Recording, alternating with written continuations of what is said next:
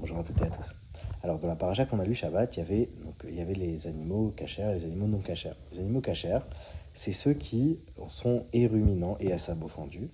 Et les animaux non cachers, c'est ceux qui sont soit pas ruminants, soit pas à sabot fendu.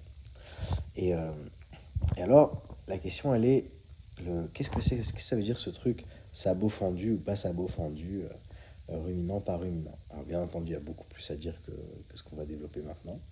Mais déjà une première approche. Qu'est-ce que c'est un sabot non fendu?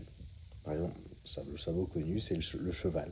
C'est un animal comme ça qui a un sabot massif, qui a un appui ponctuel sur le sol, mais massif comme ça.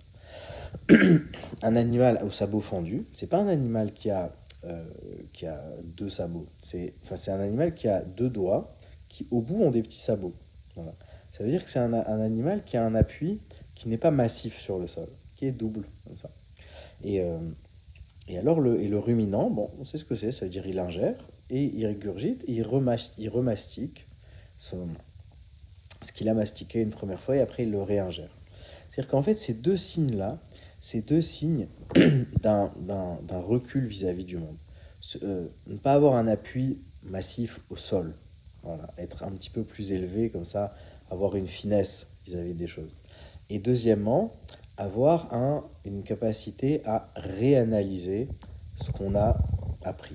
Ne pas prendre les choses pour argent comptant, voir les choses de manière intelligente, etc. Alors tout ça, c'est deux caractéristiques qui sont absolument nécessaires pour quelqu'un qui veut s'élever.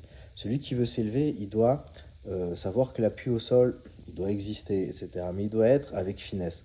On ne met pas tout sur le sol d'un coup. On réfléchit, on a on a un petit peu de recul.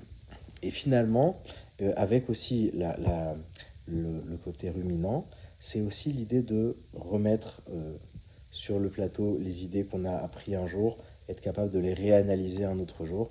Et finalement, en étant fin d'un côté et en réfléchissant et en étant capable de remettre en question les idées d'hier aujourd'hui, alors, Ezrat Hashem, c'est comme ça qu'on développe de plus en plus de finesse, de sainteté et d'évolution.